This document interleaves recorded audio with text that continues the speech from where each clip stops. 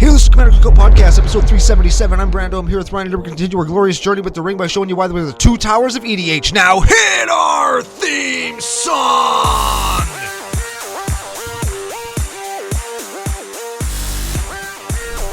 The two towers of EDH? Only when we lay down, baby. On that note, hey Ryan, we're back for yet another whirlwind adventure. How you doing? Oh, good. What is going down? A whole ton is going down. We're back with more Lord of the Rings epicness. We're going to talk about the rest of the set, how to collect it, what we think of some of the art treatments, all that kind of special stuff. But before we get to any of that, we have to thank our official business daddies, FusionGamingOnline.com. They are your source for all your gaming needs. Oh, very much so. And last week we talked about getting singles or sealed product with new promo code CCO Summer to save 5%. You're going to get a discount. I've saved multiple dozens of dollars just at 5% at a time. Yeah, and we're going to probably have done that because we're recording in the future, but in the past also we have been to Edmonton at this point. I'm sure I've broken down and I've bought in a box as well. You did. The life is ridiculous. We all opened good stuff. Neither one of us got the one ring. Well, we didn't. No, we wouldn't be here if we did. We would have $1 million and 1 cent Canadian from Business Daddy. Oh yeah, hashtag not gambling. That would be so cool. I have to throw that out. That would be so cool. I'm actually super excited. This is of all of the coverage that you and I are doing together for Lord of the Rings, Tales of Middle-earth. This is the show I'm the most excited about.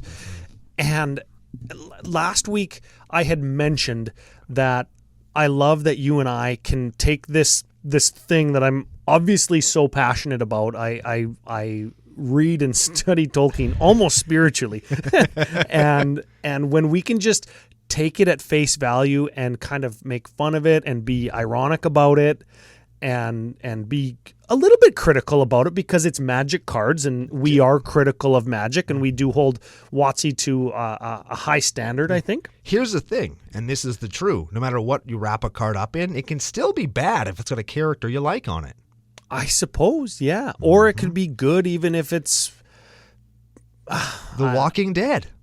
Yeah, I wasn't going to go there, but this is not that. But anyways, I'm happy and I'm lucky that we can do this together for this product.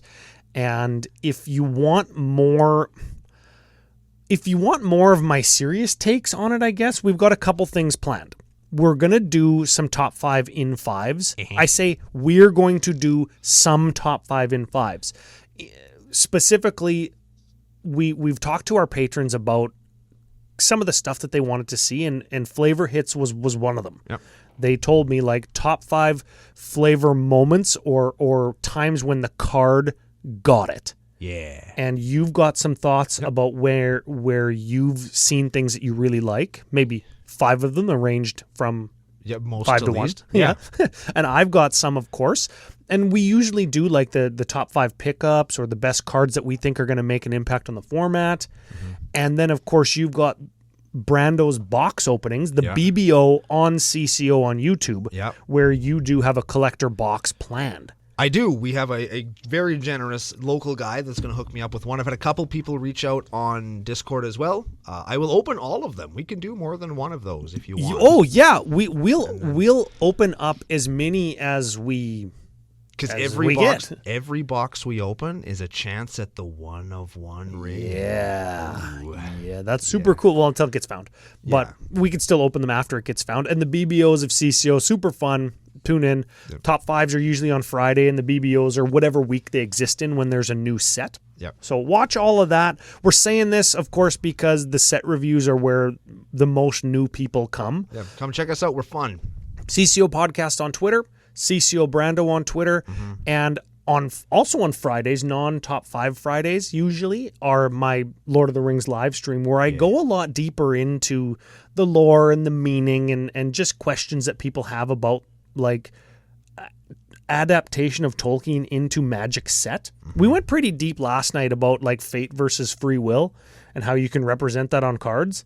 It's more serious talk, but we still have a lot of fun. The stream crashed, and I forgot to plug my computer in, and my beer can was... I didn't tell anybody, but my beer can was like one of those underfilled ones. Yeah. So when you put it in the fridge, it went... like the Witch King's helmet. Yeah. And then I couldn't drink it. But those are lots of fun. We're back from Edmonton. We played with the set already. Yeah, it was amazing. We had a great time. We definitely probably might have won the two-headed giant event we played in. We gave cards and prizes away to everybody who used our promo code. We played with some kids. We played a game with Aaron Carrar. Yeah, we drank some beer. Yeah, we hung out face-to-face, booked off like the whole hotel bar for like an after party. And we drank beer and played at the hotel all night and cracked so many Lord of the Rings packs. And it was fantastic. Yeah, we did. I almost collected the whole set. Bet you did. Yeah, I want the whole set in foil. That's what I want. That's a pretty tall order, though. Good luck. Yeah. That's a pretty tall. And what does whole set mean these days? To you, it can mean anything. We're going to get into that later on, actually. We're going to talk about does one of one thing mean two of two things? Or does it mean three of three things? Who knows? Yeah. Okay, so last piece of podcasting business here. Patreon.com/CCO Podcast if you want to support the show, the YouTube content, if you want to be part of our Discord and get your CCO nickname, all fantastic things because we've got a great community. Best one in Magic. Absolutely. Yeah. And that's not a euphemism. That's actually true. Yeah, very true. It's a science fact. And I'm sorry for everybody else that thinks their communities are as good as ours because they're not. Sorry. Nope. Last piece of podcasting business, Malish. Okay. It's after June 19th now. So the CCO Summer line is officially available on the website. We've got whatever hats and shirts and stickers are available post Edmonton remaining on the website. These are only going to be made once. And I've got the shirts, I've got the stickers, and I've got the hats. The fall line is going to be different. Next year's line is going to be different. So these are the only times that you can get the teal shirts with yellow, with the design. It'll be on the screen. I'll send it to Joe. So if you want them, get them. We've got a full slate of sizes, probably. Again, post Edmonton, I don't know what's left. Yeah, who can say? But we do know, we've got but we lots. don't know it off the top of our heads, given that we are, in fact, traveling through time. Yeah. Yes. And the tie-dye ones look fantastic. I believe that. By the way. Because tie-dye is super fun. Yeah. Super, super fun. Should we get into some cards or do we want to take a quick look at abilities? Let's do some flavor stuff. Let's do some show. Let's do the showcase stuff off the top while they can still see our faces. Hold on, I got one more thing. Okay. We gotta talk a little bit about what we normally talk about when we do reviews. And that is, if the set's not for you, or if the price point is above what you're willing to spend on sealed or single Magic cards at this point in history, that's okay. That's fine. And you can either leave it alone if Lord of the Rings isn't your thing. You can live vicariously through people like myself who love it and want to discuss it forever. Or people like me who want to open it and throw it on the ground. Yeah, or some combination of all of that stuff where if you're in it for the films and the memes that are a result of the memes, this is going to give us new memes, trust me. Yes. And if you want to find deeper meaning in it, if it's meaningful, if you're like a big-time fan person, then like you can have the set any which way or not. Yeah. And if you feel like the set is so powerful or they're just cashing in or whatever it is, those opinions are all valid. Also, no and yes.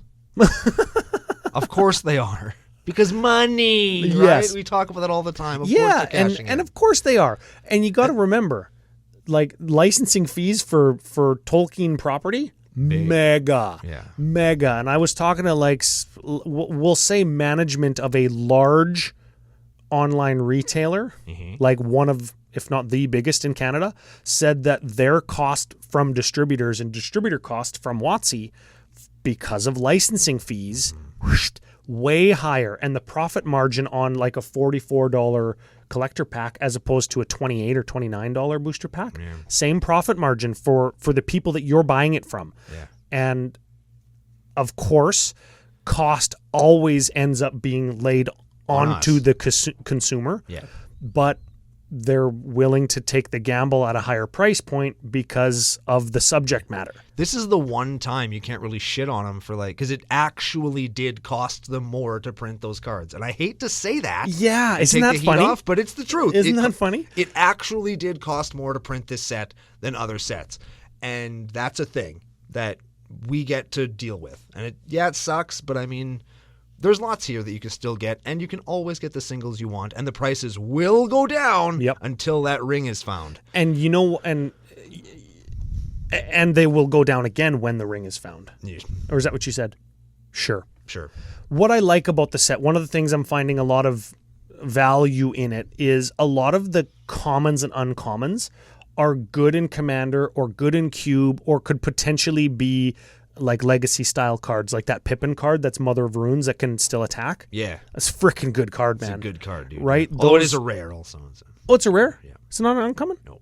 Well, it's certainly not a mythic, which makes it more findable. Yes. And there's a ton of stuff. I'm mentioning it again here. I'm going to try and put one or more Lord of the Rings cards in every single one of my decks, and a lot of those cards are commons and uncommons. And it's not going to be hard. Like, it's just not. No? There's lots of cards that are like, here's a card you're already playing. The ring tempts you. There's lots of that in here. Yeah. And that doesn't make them bad or lazy. It's just, here we are. This is a good card, but we want to make it Lord of the Ringsy, so the ring is going to tempt you. And if the ring tempts you one time, what do you get? You get a creature with, a newly legendary creature with skull. Your ring bearer is legendary and can't be blocked by creatures with greater power. Mm-hmm. That's fine. Yeah. Put that right on my pygmy hippo, baby. I'm going to put that right on my Llanowar elf and never frickin' attack with it again until it's turn 87 and I need one more damage that doesn't frickin' matter. And you're at 1. That's when we're going to attack with that. Oh, man. Before I forget, because I have it fresh in my brain, because this is important. If you listen to our Aftermath talk, as you should have, because it was very good and You're talking about the set Aftermath? The set Aftermath. Yeah, okay. We talked about how the chaff is not important. Who cares about chaff? When was the last time you were super excited to open a common? This is important. This is very important. I'm convinced you're the only guy that does this, so it might not be that important, but it is important. If you're going to open collector packs, when you take all those commons and you just scoop them off and put them in a pile. Only you do that. Everybody does that. Everybody does that. They go right to the basic land. Nobody gives a shit about commons, and that's just a fact. What happens if you do that? If you do that, you will be going past slot 4, which could be, probably will be, let's be honest, a foil common.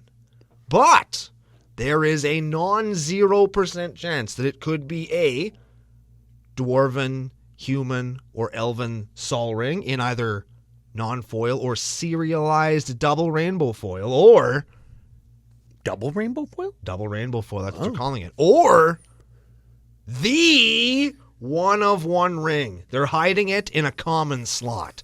So this is the... We just finished saying... That's on point. When was the last time you won with a common? Well, damn it. Yep. Shut my mouth. Damn it. I mean, I won't. I'm not gonna. But it's important to note. Oh, man. In your things. And then there's a special slot in your collector boosters also where you're going to get your ring wraith. You get like a ring common or uncommon. Oh yeah, that's in a collector booster, you said? In collector boosters. And the box topper situation I was incorrect about, so I'm going to correct myself. Oh no. Now, I've ordered 2 boxes already. 1 per box. Okay. 1 in a collector box, but you can open surge foil box toppers in collector boosters. Whoa. Yeah, so that's pretty cool. And the box toppers here, we'll talk about some of them later on. I think they did some really good hits, really great art, really good selection of them. Yeah. They reskinned them, right? They got some really good reprints in them that are things people are going to want. Are they going to impact price? Probably not. But there's a chance you're going to open something really freaking cool. Yeah, like the Great Henge Party Tree. Yes. Yeah. Or like the Dead Marshes Urborg. Oh yeah, which is just so cool. Some of them are just so cool. Or Cabal Coffers. Minas Morgul. Yes, which is another cool one. Yes, the Tower of Dark Sorcery. Yeah, super cool. Just super neat. I like that lot. So, real quick, check this out.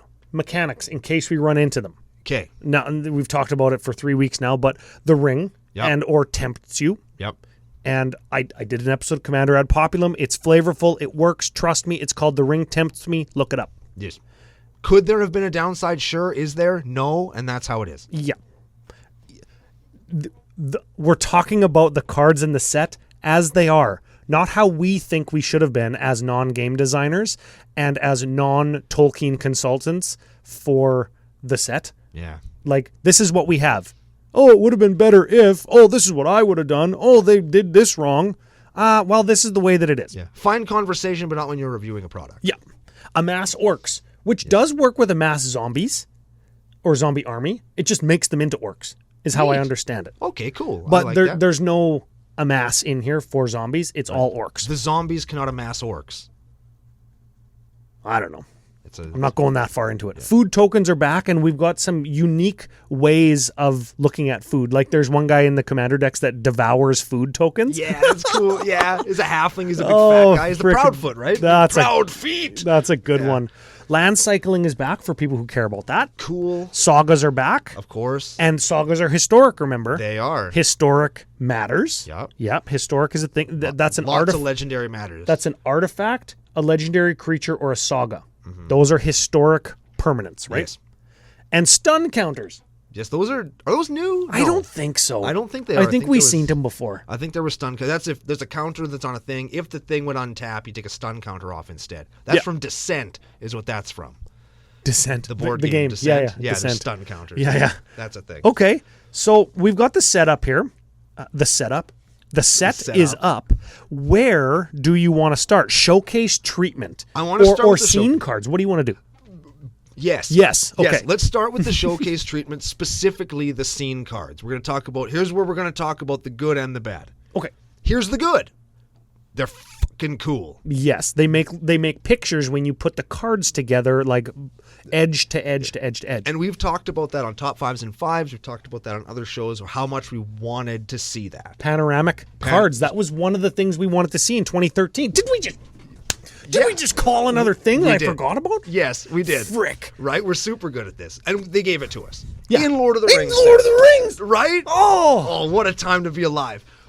Awesome. Very, very cool for collecting, having them in your binder and looking at them. Yeah, backdrop in Studio CCO is going to be all of them in foil. If you were, if you ask me, and you did because you're listening to the show, as actual game pieces, there are some specific ones I can point to that just they look a little messy. They miss the the- mark. Some of them are great. The one ring with the with Gollum's hand, that's really cool. The Gollum without his hand is like, what is happening there? Yes. The Frodo Baggins has three people who are equally centered in the art. So which one's Frodo? Yeah. Right? The Delighted Halfling, which Which one is the divided because when you look at the other delighted halfling, it's a totally different person that isn't the two that's shown on the scene card. yeah, and they're super pumped. And then there's another one, and I forget which. One of the big cards from the set that people really like, that new Earthquake thingy, banditry, some kind of banditry. It's Oh, on the yeah. screen if you're watching on YouTube. Yeah. The picture is a sky with the guy's face in the bottom corner and an axe in it. Like it doesn't. Of the scene card, you mean? Yeah, like it doesn't mean anything, right? It's just some of them just look a little bit messy, and I think it's the nature of the beast where they're trying to show the scene. There it is. Spiteful banditry. Oh yeah, spiteful banditry. Yeah. It's got a guy and an axe, and then like the silhouette of Bag End They're like in half the a back. face. Like it's just not Yeah. right. And again, nature of the beast, not like I hate this, but I mean, The framing is hard to make work, and as somebody who's done panoramas before as alters, it's hard to make everything fit without it looking wonky. Like when you look at the Scouring of the Shire scene, or like the Bilbo's birthday scene, it's almost like the perspective is off because all four cards are stacked like this and there's no depth. yeah. Right? And at the same time, that's one of the strengths of the big piece. Yeah. That's like 6 cards by 3 cards. Yeah. That one is so strong and looks. I thought it was 8. It was 8 by 3. Is it 8 by 3? I thought it was. Either way, it's big it's by huge. big. It looks biblically epic, like it should be on the roof of the Sistine Chapel. Yeah. Because there's a little bit of wonky perspective to put everything on the screen at the same time. Yeah. And just the way that piece is anchored and how your eye moves around it and how it's framed on either side with like the Minas Tirith on one side and Minas Morgul or Barad-dûr on the other side. Oh man, what a spectacular piece. Like the panoramas were again a thing that we wanted to see, and now we have them, and it's in Lord of the Rings, which gives lays the foundation or gives the opportunity to show us or give us epic, meaningful moments that are from, for some of us, our favorite book, our favorite story, right? Very, very cool. Very so as art pieces, they're amazing. Very and cool. they're exactly what we wanted, which is cool. You don't get to see that very often. Exactly what we wanted. Yeah. Speaking of book too, look at the other showcase treatment. As visual game pieces, they miss the mark a little bit. But the actual art is also there, so you don't need to play those ones. They cost less money, if that's a thing that's a problem. And they also have the showcase treatment with the, what are they called? The ring border? Is that what they're calling it? The ring showcase border, yeah. Which is one, I think this might be up there with one of my favorites. I really like these. I like them because the art in a lot of cases is very high contrast, yet still very colorful. Mm-hmm. And some of them are done by my favorite Tolkien digital artist, Donato Finstark, which is a guy that I said I want more cards from. And he did a card that you say you like in Pippin Guard of the Citadel. Yeah. And the Sauron of Many Colors art, the Smeagol Helpful Guide, love that Samwise the Stout-Hearted, those are all absolutely fantastic pieces. Just the Gandalf the Grey, when he's falling and you can see the hand of the Balrog reaching up. Yeah. So fantastic.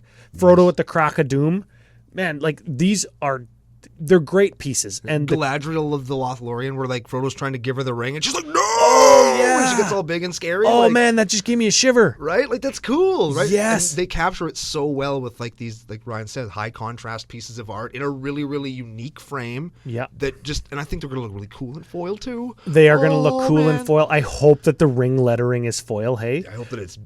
They get raised foil. The only criticism I have of these, or the only one that I've heard, is the edges of the frame look too plain, or where the little pin lines are that go around the text box and the name line and stuff look not as ornate or as articulate as the ring lettering that goes around the art. I think that's a fair criticism, though. I think it's a fair criticism because it is solid color, though the solid color background, I guess, or edges, very edges of the frame, very much looks like the solid edge cover or spine of a hardcover novel like from the 70s. Yeah. Which I very much appreciate. And the two more that I want, like I mentioned, a bunch of the ones that were really good. The Witch King of Angmar doesn't seem to fit because it has more color variation in it. Yes. Right? Especially when compared to Sauron the Necromancer, yeah, which is like, it's got like 3 colors in it. Gollum Patient Plotter, which is, again, just a silhouette piece. That card is so good. It looks so good. So powerful. And the silhouette pieces actually tie back into the Ralph Bakshi 1978 cartoon prologue, where it's just like real filmed silhouette people in sets with a red backdrop. Absolutely terrified me when I was like 7 years old. And these remind me of that. So not only are we taking some of what we think of as Lord of the Rings visually, we're tying it into a card. We're tying in what the books look like into the frame, right? We're getting all of that on mechanically, not unique because there's other versions of them, but interesting cards. Mechanically interesting or important cards in the set and in the story. And go down. I want to talk about 2 more real quick. Okay. Peregrine Took, the card with the green showcase frame. It'll be on the screen if you're watching on YouTube. Which you should be. Looks like he got kicked in the nuts. Absolutely. Absolutely, he does. Yes, that man has been taken to Dick Kick City for sure. Yeah, he got a dink stomping. For sure. And then Aragorn the Uniter sitting down with his face on his hand. I don't know when that exists, and I specifically reached out to the artist for him to tell me what the direction was. I haven't heard back, but I'm interested. If you have thoughts about when this is, let me know. I'm curious why there's like a targeting grid on there too. Yeah, that's got the sword. That's sci-fi as hell. So he definitely has the sword from when they leave Rivendell in the text. That's when he gets it. He doesn't get it in Return of the King from Elrond at the Muster of Rohan. That's not when he gets it. So this is sometime post Rivendell. There's a mountain in the back, and I'm not sure if that's supposed to be Mordor erupting or if that's the mountain behind Minas Tirith with the sapling of the new white tree. I don't know what it is. It's too big to be that. And there's a ring around it, and of course that doesn't really exist in real life to look like that. So that is supposed to symbolize something. They got like a WWE CGI entrance floaty put on there. I don't know why they did that. That's a weird direction to go in. I want to hit one more before we go into actual cards. Frodo Sauron's Bane, absolutely one of my favorite moments from both the book and the cartoon and the actual movie, when they're hiding underneath the trees in the tree roots and the ring where it's like sniffing all around and the bugs are crawling out of them. That's a cool man. Piece, man. I cannot wait to extend these into full borderless because they are going to look so cool. Yeah. Even though I know lots of them are silhouette pieces and there's going to be a lot of just dark, just black, but they are going to look good. Agreed. Should we talk about some actual cards? Let's flip over to actual cards. Obviously, we're not going to do all of them, and we're going to skip over some of the legends, and maybe some of the. We're going to do our flavor stuff later. So let's just talk about what's the first. Oh, I know, Flowering of the White Tree. Oh baby, this card. It's just. What? White, legendary enchanty. Legendary creatures you control get +2/+1 and have ward 1. Huh. That's pretty good. That's not too bad. Also? Non-legendary creatures you control get +1/+1. There you go. Like, that's... power creep. This card is so... Like, is it the strongest card of all time? No. Is it good? Yeah. Is it much better than any other Anthem they ever printed? Yeah, it is. Yeah, it is. Well, I don't know. Is it as good as that green one? This one's pretty freaking good. The green one that makes you scry and... Oh, that one's good too. Yeah, that one I think it might be better. It costs 2 also. This one's good though. This one is also good. Take nothing away from... Because Ward 1, your commander gets Ward 1 plus other legendaries incidental. Right? Yes. This one's freaking good. That's a good ass card for sure. Oh. Here's the card that's going into my Estrad the Bald Enchantress deck. Ooh, tell me. It's called Fog on the Barrow Downs. Ooh. It's enchantment aura, white 2, enchant creature. Enchanted creature is a spirit and can't attack or block. Oh, it's a ghost. It's a removal spell. It's like a real ghost. Yeah, and I can say, hey, you want to get turned into a ghost? You want the business, the sauce? You want the smoke? Yeah. Good. Get ghosted. Get ghosted, and scumbag. The flavor text is cold be heart, be hand and bone, cold be sleep under stone. It's like the Barrow. That's the Barrow White's crap, incantation. It's really good. Yeah, it's Tom Bombadil saying stuff. Fucking guy. We're doing flavor on a different thing, right? Yes, we're going to talk flavor on it because there's a bunch of flavor ones in white. I'm like, yeah. That's so on the CCO live stream. I spent about 15 minutes talking about Now for Wrath, Now for Ruin. Yeah, I spent about 15 minutes talking about it today too. Frick, just tell him, Brando. Yeah, I'm pretty go deep. Are we into blue already? Well, I suppose. I mean, could we talk about Second Breakfast? Slip on the Ring. That's one of the ones you like. That is one of the ones that I do like. Exiled creature you only return to the battlefield under your owner's control. The Ring tempts you. There's the one I was saying. That's one of the ones you flavor. Those that you are flavor like. Yeah, it's actually a good card too, and illustrates, I think, where the Ring tempts you shows up in the set. Because like, there's lots of cards that say white 1 blink a creature. Lots of cards do that. This one says the Ring tempts you. So now one of my guys is like, let's say, unblockable. Yes. Okay. Pretty cool. Okay. What about War of the Last Alliance? This is our first saga that we've talked about, or the Tale of Tenuviel. Do you like either of those? I like the War of the Last Alliance. Searches your library for legendary cards on chapters 1 and 2. Creatures you control gain double strike until end of turn, and the Ring tempts you on 3. Searches your library for legendary creature card?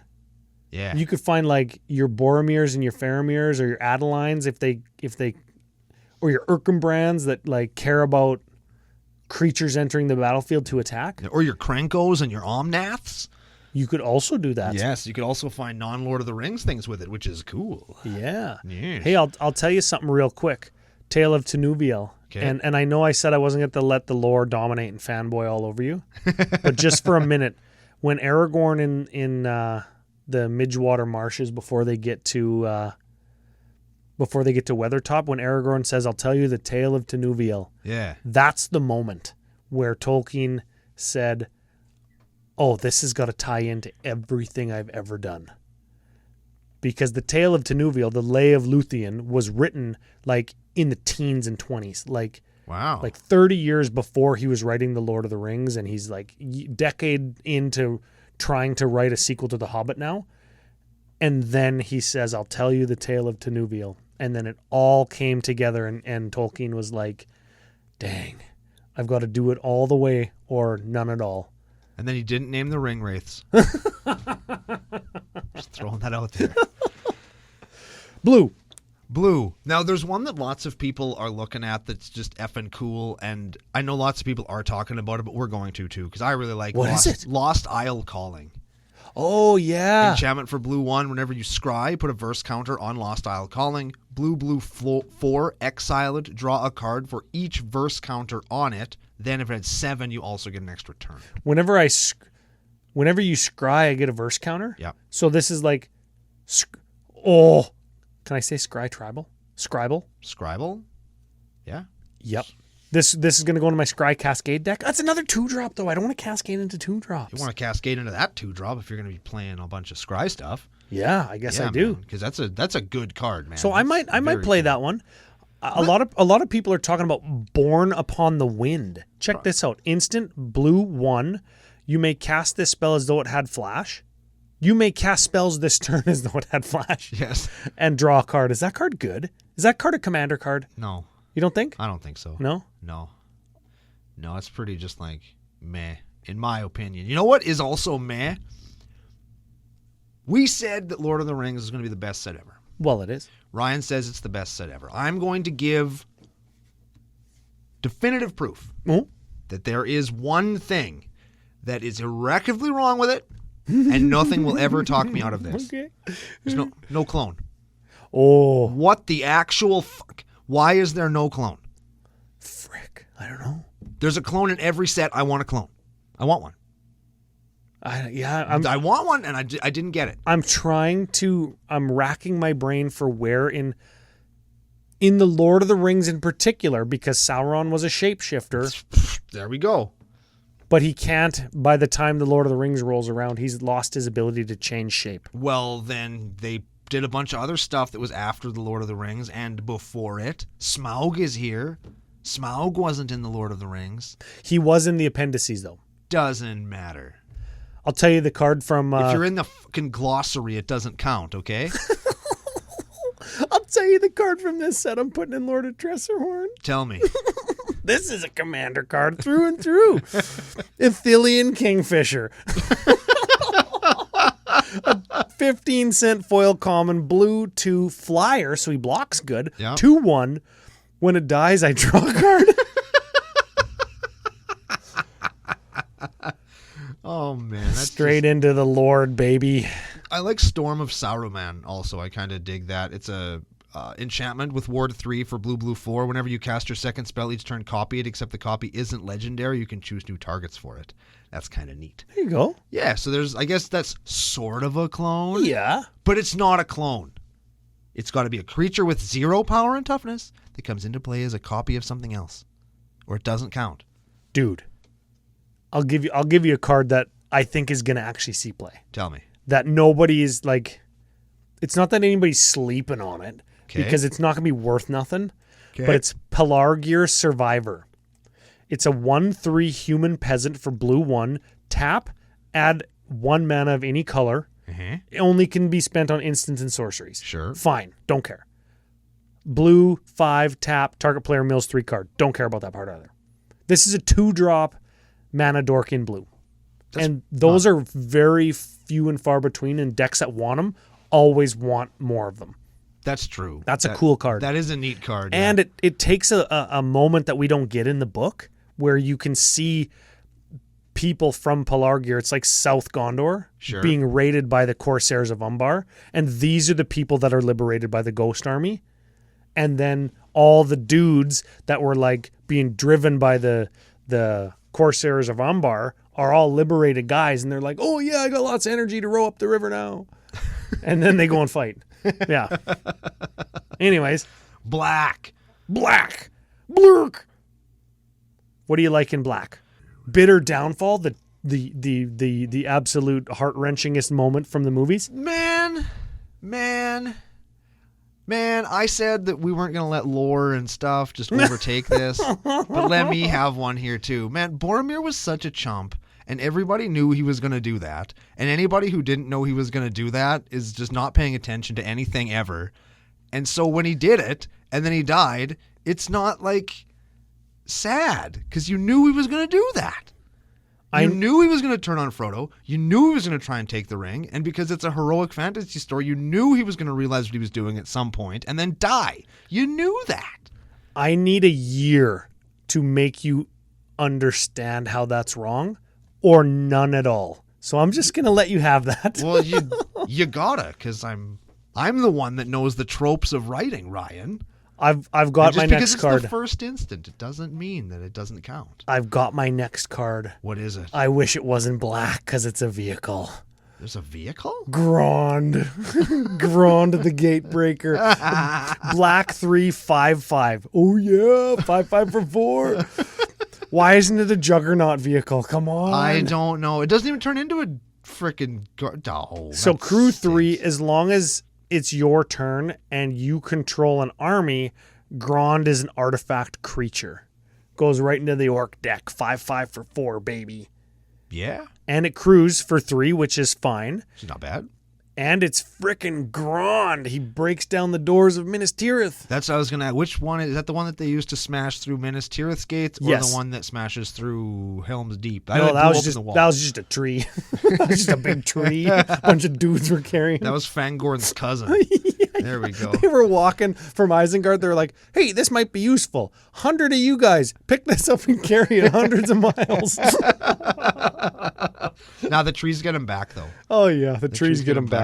They plant him in the ground and like put those glasses with the nose and mustache on him and pretend he's alive. They freaking tie their arms and hands together, arms and legs together to make it look like he's walking. We're all aware of Orcish Bowmasters, right? Oh yeah, and Mirkwood Bats. Yeah, like, you know, to get those cards and then trade them. Don't just slough them off or put them in a binder. Like, trade them now, because one of those Orcish is a legacy Bowmaster is going to be a legacy or CEDH card, right? Yep. And Mirkwood Bats, whenever you create or sacrifice a token, Yeah, like each opponent loses a life. that's a mistake, right? That card. That card is a mistake. That's the card that's going into my Elenda deck. Of course it is. Yo, yeah. Why wouldn't it? Because it's a mistake. You're a mistake. What do you think of Shadows of the Enemy or Shadow of the Enemy? Shadow of the Enemy. I think it has, yeah. It's got sweet art. Yeah. And it's a sorcery for black 3.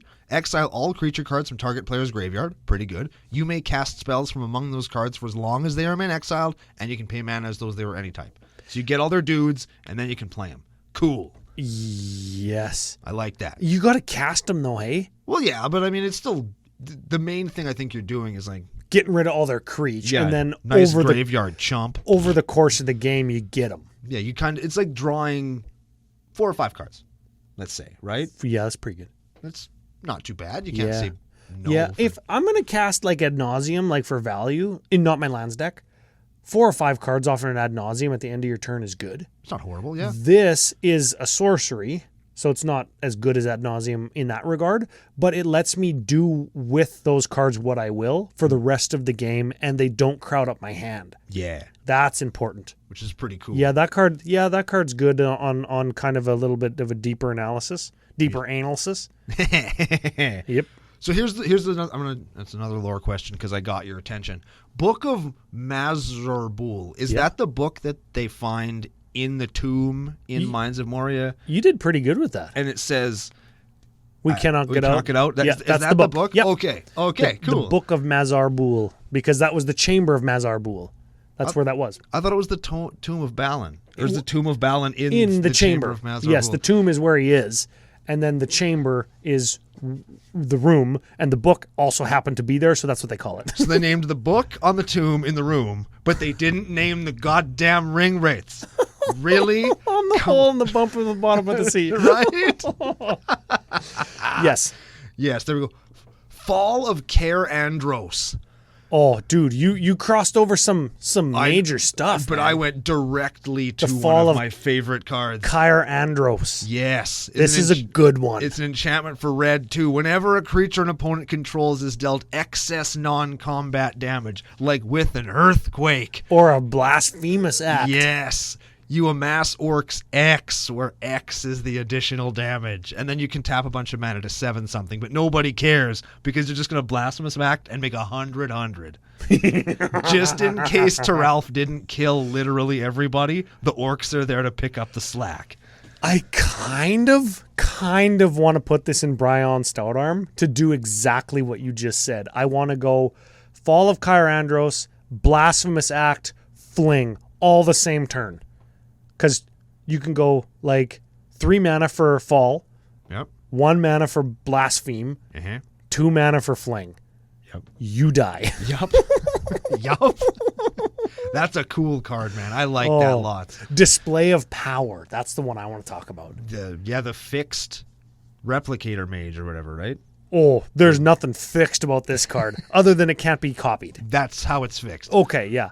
Red, 1 instant. Copy any number of target instants or sorceries and choose new targets. So this is when you go like, I'm going to play my thing, and then I'm going to put a copy of it on the stack with Calamax, and then I'm going to copy that with Reverberate, and then you go Display of Power. I'm going to copy everything else that I already copied. I'm going to do all of that again. You know what I want to do with that? Wait for somebody to have their long, boring-ass storm turn. And then Flusterstorm them? No, and then Display of Power them and kill them with their own storm count. Oh, copy any number of target instants or sorcery. Oh, spells, though, not copies. Oh, bum. Yeah, frick. Or does that count? I think it counts. 'Cause you put a copy on you copy it for each time you stormed, and then you copy all the copies with Display of Power, and then, yeah. Nice grape shot, bro. Oh, dude. Suck it. You can Display of Power by actually doing the powerful thing, or you can Display of Power by doing the thing that your opponent did back to them. Yes. This card goes hard in the paint, as you say. I like that card lots. I will play that. I think I'm going to try and run it in, what's his name? I don't know. Muxoman Grandy Savage. I think I'm going to try it. I'm going to cut one of the red counter spells and put that in instead. Very good. Oh, you know what? Your favorite art in the Lord of the Rings set is in the commander decks that we're looking at next week. But I have a holdover for you, sir. Okay. I have a holdover for favorite card art in the set. Okay. I want you to look at Battle Scarred Goblin. Battle Scarred Goblin. Oh, it's because it looks like me. Is that right? It's got my same face. Oh, man. That's actually a good card. Is it good? It actually is a good card. Whenever it becomes blocked, it does 1 damage to each creature blocking it. Unless you control a Torbrand, in which case it does 3 damage to each creature blocking it. Oh, man. Good. Good. Huge card from the set. Yes. People loving this. Last red card. And this was the card from the scene. Yes. This is the card from the scene that you said just has the guy's face in it. And now we're going to talk about what it does. Spiteful Banditry is red X. What do you think this does? Probably does X damage to lots of stuff. That's right. When Spiteful Banditry enters the battlefield, because it's an enchantment, it deals X damage to each creature. Ooh. Not just with flying, not without horsemanship, not without flying, all of them. And whenever one or more creatures our opponents control eat shit, once a turn, you can make a treasure token. Man, if that didn't say once a turn, that card would be... Oh, well, yeah, really you come into play and you kill everything and you make a treasure token, so you get one of your mana back. Yep. And then if you've got something like a Goblin Sharpshooter or something that kills something every turn, you get a rebate on that, I guess. Yes. Mail-in rebate. Become a Spiteful Bandit. I like that card lots. And that's one of the prologue things, right? Like that's where they go back to the Shire and Grima and Sauron have taken over. And Yes. Jeez. And then I love one of my favorite things over the last month is when people come to me and say, I didn't even know that happened. I'm like, oh, movies, hey? Yeah. Just the movies? And they're like, yeah. And I say, that's totally fine because the movies are really very representative of what Tolkien looks, feels, sounds like. Emotional register is the same, right? Yeah, and you don't need that scouring of the Shire. If you don't want to go deeper into knowing why Frodo has to leave at the end of the last book, you don't need the scouring of the Shire. Yeah, like you just didn't really need that. But it's fine that it was there. But, the guy was probably getting paid by the word, and that's fine. He certainly wasn't. Let's look at probably one of the best cards for CEDH in the set. Delighted Halfling? Oh, baby. Is this Yeah. card good or what? This might be the yes. Animar card, actually. I'll just take the best card of the set and put it in Animar. Why not? Well, why not? It's a 1-2 for 1. Add colorless. But wait, Sure. there's more. Add a mana of any color. Spend it only to cast a legendary spell, not creature, but spell. Ooh. That spell can't be countered. That's pretty good. That is an excellent 1-drop. You can't counter my Urza's Ruinous Blast. Creatures are going to die. Yes, all of them. You cannot counter my commander. Now, you could bounce it back to my hand with something that says return a spell to its owner's hand. Sure, But those are pretty few and far between. And of note, there is no free version of that card. Yes, that is true. Yes. We weren't going to get bogged down in the lore. Oh, no? No, we're not. We're not. But let's still talk about my favorite part of the whole movie trilogy by a lot.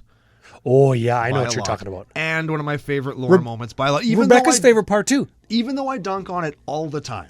But I still love it. And that's one of the great dichotomies of being me. Oh, yes. Last March of the Ents. Oh, yeah. We might be marching with to our doom we come. right? With doom we Oh, come. and With they doom just- we come. And they just wake up and beat Isengard. Hell yeah, they do. Yeah, they beat him to death, and it's awesome. And what do they do in the card? Well, it can't be countered. Let's start there. It's a sorcery for green 6. Draw cards equal to the greatest toughness among creatures you control, then put any number of creatures from your hand into play. Fucking A. Whoa. Usually, creatures, more often than not, I'll say, creatures are the same power and toughness. Usually. So this is kind of like Rishkar's expertise. Yes, except it can't be countered. Yep. But in the decks that this might find itself in, you're going to have I don't know, maybe a 4/10 tree folk, Yeah. like Fanghorn or whatever. And then you just get to put a whole bunch of stuff into play. You're going to have a 12/12 AV like the deck I'm going to play it in? Ooh. Any number of creatures from your hand onto the battlefield. So you don't Yeah. cast them. Don't care. I wish that it was cast because then I could cascade into all the next ones. Yes. In my Cascade deck. That's where this would go. Cascade into Apex Idiot, then cast 15 more guys because I just drew 10 cards and played 10 creatures. That would have been special. Man, and even the picture is so good. Like all the ants are coming over the hill, and They're they just- see Isengard, and they're like, "Oh baby, They're here we flexing. go. Here we go." They're freaking looking like LeBron James after he hits a three-pointer. They're doing the John Moxley thing where he's like doing the head tick and he's Cracking licking his lick neck, and yeah. stuff. He's about to drink bones and eat blood and shit. Yeah. Yes. There'd be no shaking babies and kissing hands. Absolutely not. They're just all throwing rocks and conking orc heads together. Just beats, hey? The best part in that whole scene is when the one ant picks up an orc and uses him as a club to hit other orcs. Oh, Yes. One of my that is a fantastic part of that movie. One of my favorite parts, actually, in the same thing, is like when they finally get one of the ants. Hey, they set him on fire or whatever. Yeah. And you think, oh no, they're gonna get an ant, and he just runs over and dunks his head in the water to put himself out, and then just goes back to smacking works. I can just imagine he dunks his head in water. He stands up and he's doing the real big Samuel L. Jackson eyes thing. Like the Hulk Hogan, like you. Looks at the Undertaker, rolls his eyes back, and does the throat cut thing with his thumb. Oh man, and that's the best scene. Oh it's man, that is so such a good. great part. Yeah. What about the ring goes south? I like that card too. Do you Yeah, like that one? you know what? That's part of an experiment I'm doing, and not looking at all of everything in the precons yet. I don't know if we have a named card for every named chapter of the book, but the ring goes south is a chapter, and so is many partings, right, almost next to each other. Yeah. Anyways, the ring goes south is green 3 sorcery. Ring tempts you. Reveal cards from the top of your library until you reveal X land cards, where X is the number of legendary creatures you control. Put those onto the battlefield tapped, and the rest on the bottom. That's another one of those cards that's going to get better as we go along, because legendary creatures are just fucking everywhere. Legendary creatures. Dang it. Not legendary permanents, so I can't put it with planeswalkers and just reveal 6 lands. Well, I mean, all the new planeswalkers that are creatures. Yeah, but those don't count. Those don't count as planeswalkers. I Oh, guess. another one. Shortcut to Mushrooms. That's another chapter name. Oh, neat. Yeah, that's another chapter name. So you remember all the chapter names. You know why you do that? Because you're a nerd. I've read Lord of the Rings a few times this year. How about Doors of Durin? I like this one. Double D. I love double Ds. Double D is an... Wait, where are you? Oh, yeah, that's multicolored. We're Yeah, multicolored. It's Gruul, because Yeah. of course it is. +3, legendary artifact. Whenever you attack Scry 2, then you may reveal the top card of your library. If it's a creature card, put it onto the battlefield tapped and attacking until your next turn. It gains trample if you control a dwarf, hexproof if you control an elf. And I Yeah. probably won't control either of those two things, and it's probably going to have both of those things anyway, because I'm just going to play green creatures. Yeah, that's good. You know what's funny is we're scrolling through and there's more legends that I want to talk about. Like I want to talk about like Gwaihir the Wind Lord. I used to have a bird deck, right? Right. And Landroval and Meneldil, his brother and his other friend who's also a bird. Here's one that I think I do want to talk about because it is good. Rise of the Witch King. Oh yeah, that's a good card. Green, black, 2, sorcery. Each player sacks a dude. If you sacrifice a dude this way, you can return another permanent from your graveyard to play. Oh man. Permanent. I know why that card is green, because green gets stuff back. Permanent. But why can't it be black red or black blue so I can play it in Lord of Thresselhorn instead of barter in blood? Oh, so close. That's going directly into Sneckmecker. Who is that? Hapatra. Yeah. So I can get my blowfly infestation back. Oh, I love getting blown. Didn't even finish it. No. Didn't even finish it, but we knew where that was going. Yeah, we knew. did. We knew. Oh man, hey, what about you know what? Lots of people were talking about the CCO preview card, Vial of Galadriel. Hell yeah, they Lots are. of people were talking about that, and I didn't mention it on our preview show because I didn't show it to anybody before the preview show, and I wasn't sure if it worked the way that you want it to work with wheels. Okay, so if you would draw a card while you have no cards in your hand, draw an additional card instead. If you have that on the battlefield and cast Wheel of Fortune, discard your hand, draw 8. Ooh. Yeah, because the first card draw, you have no card in your hand, and it replaces draw with draw 2. So you draw 2, and then you draw 6 more.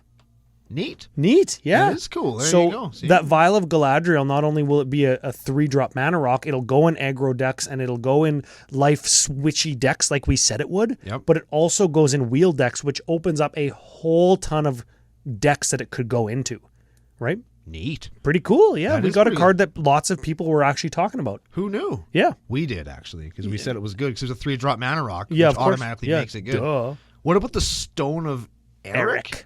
Yeah, this one might be the one that grows in Bruvac as graveyard.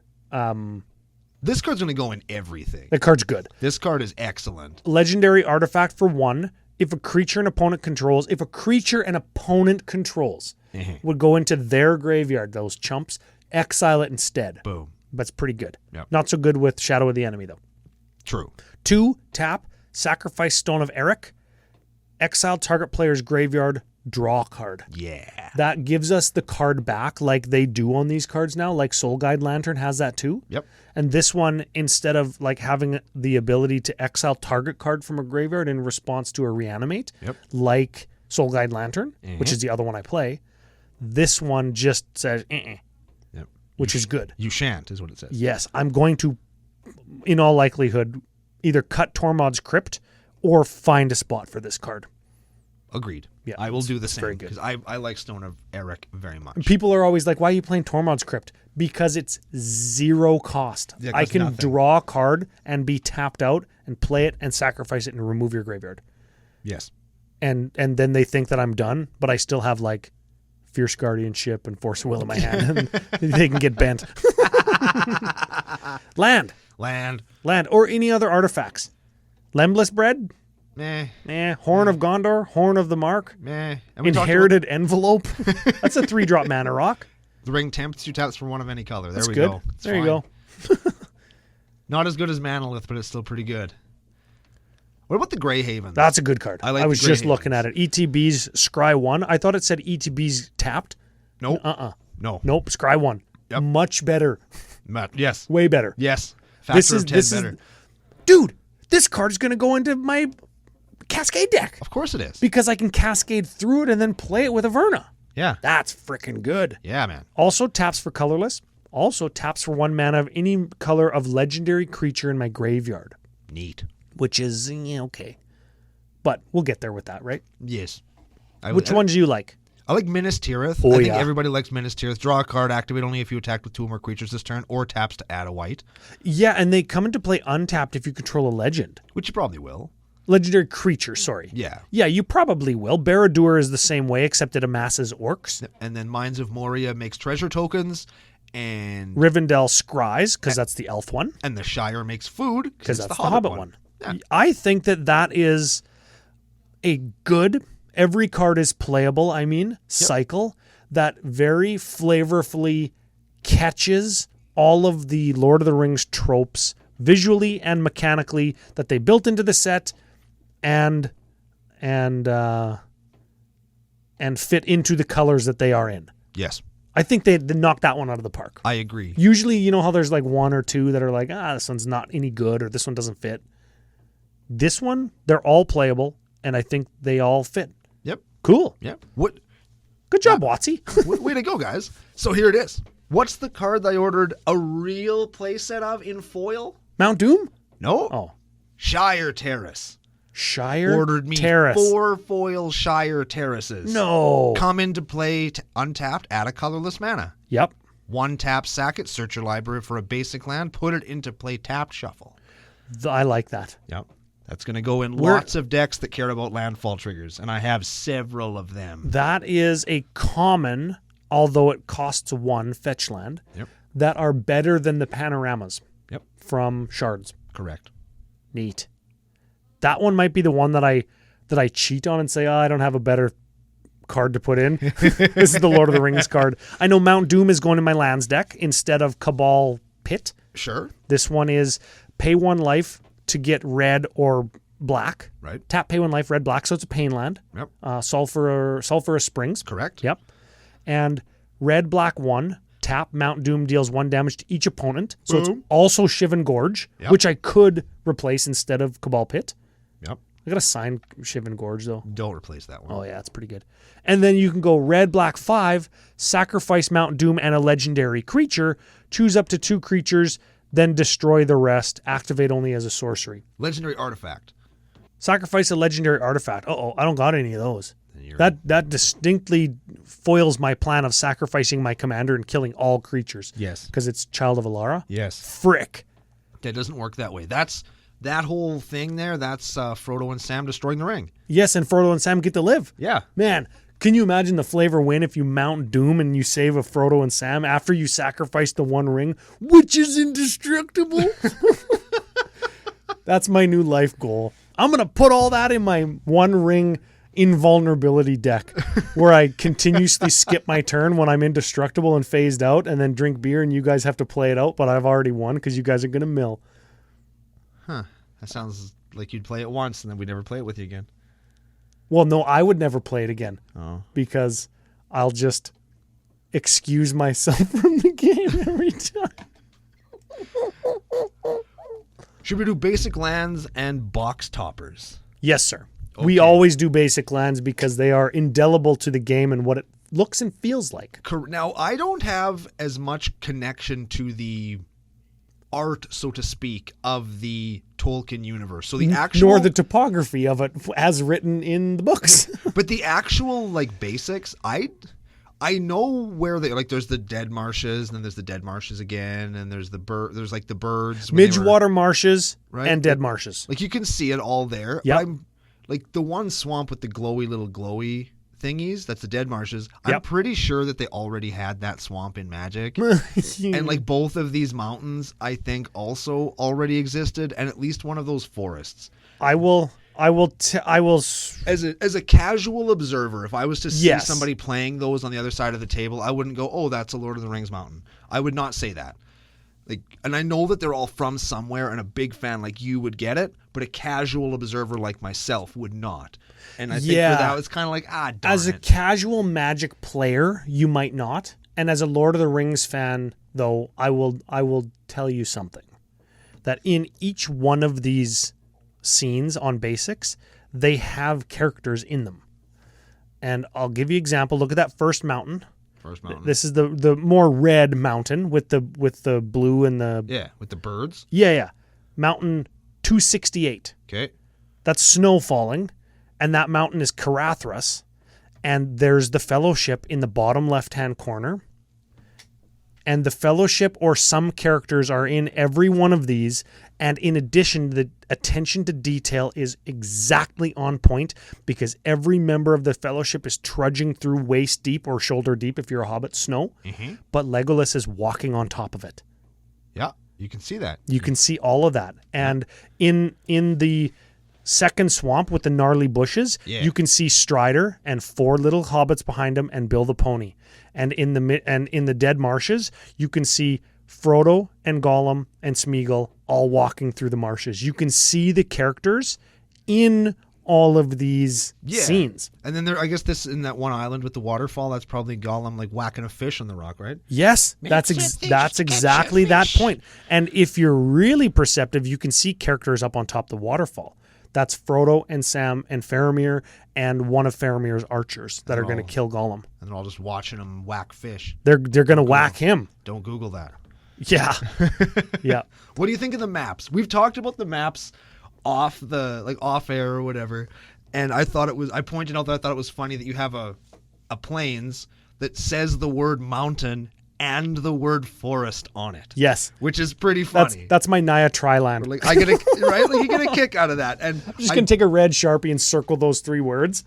And I believe that we actually we might have talked about these too. We might have called these because when we talked about the original Lord of the Rings card game, they should do the map, and they did it. This is the easiest call though, right? Yeah. And but some of them have the same part of the world, like smaller, and I feel like there's enough Middle Earth where you probably could have not doubled up like that. Yes. My criticism is like that, but a little bit different in that I love them and they're fantastic and I'm going to use them, but I would have liked to see one more panorama or scene piece and have the map be it. That would have been excellent. That would have been the cherry on the cake. And it's like you looking at them, you can tell that they weren't like, well, this one there's no swamps here, right? Like they obviously just kind of picked parts that sort of show sort of that. Yeah, and it's hard because like how do you show just an island or just a sea and have it be visually interesting? Yeah. And how do you have it have any context as to where it is in the map for people who don't know as intimately as you or I what the map is showing? How do you have just a forest and have it look like anything when it's on a map? Right. Right? It's like that part in Pokemon or Zelda on Game Boy where you're walking through the forest and there's only trees around you anywhere. Yeah. You could be in grass or a forest, and you only know if you know what grass and forest look like. Yes. And with these, the first time we've seen this person do this map on a Magic card, we don't have that context. Yes. So they have to zoom out, and then you get the 3 different things written on one card. Yeah, and then they've got like the swamp where both of the swamps have the Black Gate and Mordor kind of indicated on them. Yeah, where's the other swamp? Oh yeah, right, one is Emmenwheel and the Dead Marshes. It says Dead Marshes on it, which is swampy. Which is, yes. And then the other one is Gorgoroth, Mordor, and the 2 mountain ranges that surround it. Yeah, like they're just kind of they're not the same, but they're the same enough that. Yeah, you know what? I like that. Like on the forest, it says Mirkwood or the Old Forest or White Mountains and Misty Mountains. It tells us at least in bolder typescript or text that this is what you should be looking at. Right in the middle of Mountain 278, it says Lorien, which is a forest. Like right? It's you a little bit miss the mountain range words right above it that say Misty Mountains because they're on an angle. And they look kind of jaggedy like the mountain does. Yeah, and again, that's not like they're bad because these are really cool. And they're exactly what we all wanted. But darn it. Yep. This is the exact example of this is what I would have done or this is how I think they should have done it. This is what we got, and I appreciate it, and I will play these, and I'm going to have them in my hand and look at them with a case of beer. Or 1 or 2 or 10. No, we're going to get one of each of these in a bar in Edmonton. We've already done that. And what we did was we sat at the table and we screwed around with them until we made a map. And we really enjoyed each other's company, time, interpretation of the map, and we saw little details that we didn't see because we haven't held the cards in our hand until we did that, right? Yeah. And it's going to be fantastic. And then we had fun, and everybody had a great time, and that's what we did. Yeah. Just like this episode of Commander Cookout Podcast. Yes. That totally wasn't dominated by lore. Definitely not. So that's the whole set. We couldn't actually find the box toppers as a list, so we'll get those next week when we do the commander decks, because they have the commander symbol on them, is what we'll say. Because they're all totally good commander cards, right? And totally legal. Absolutely, they're all legal in commander, which is great. Oh, shit. Yeah, that's funny. That's pretty That's good. funny. But overall, I think this set is a win. I gotta say, I don't think it's the best one of the year. You know what? But when I say best set, what I mean is his favorite. My favorite, but what I should say is most important for the game of Magic. Because when you say best set, like what's the best standard environment? What's the metric? What card contributed the most set or the most cards to legacy staples? What's the best limited environment, right? Like it could mean different things. This is the most important set to Magic as a game. Yes. And I'll stand by that until I'm proven otherwise. Okay. We'll wait until they do He-Man. They're not going to do He-Man, but man, that'd be so heckin' cool. There we go, yeah. If you want to get some cards that we talked about on here, any ones that we missed, let them know down in the comments, and then tell us that you went to FusionGamingOnline.com. Use special promo code CCO Summer to pick those cards up, save 5% off the stuff you're going to buy anyway, and let them know that their partnership with us is a good one. Thank you all for being with us in Edmonton, because that's very important. I've got, here's a couple things. We have a few Lord of the Rings inspired decks in the queue on our Discord if you're a Patreon supporter over at patreon.com/CCO Podcast. But in addition to deck lists in whatever channel you can put them in, competitive or preferred deck lists or casual, wherever they go, I would also like to see flavor wins, like the moments that you're happy with having represented on a card, and flavor fails. I would like to see all of that to give Brando and myself a really good idea of what you guys that listen and interact with us connected with, and maybe that can help inform some of our content, which we love to incorporate, because after all, we do it for the people that listen, right? Yeah, like we know what we think. We don't need to tell us what we think anymore. Yeah. So we're glad that we can entertain and inform you guys as to what's going on some of the time. Very much so. And we are going to continue doing that when we're back with the next set of Commander Precon lists on the next episode of Commander Cookout Podcast. Hit our theme song!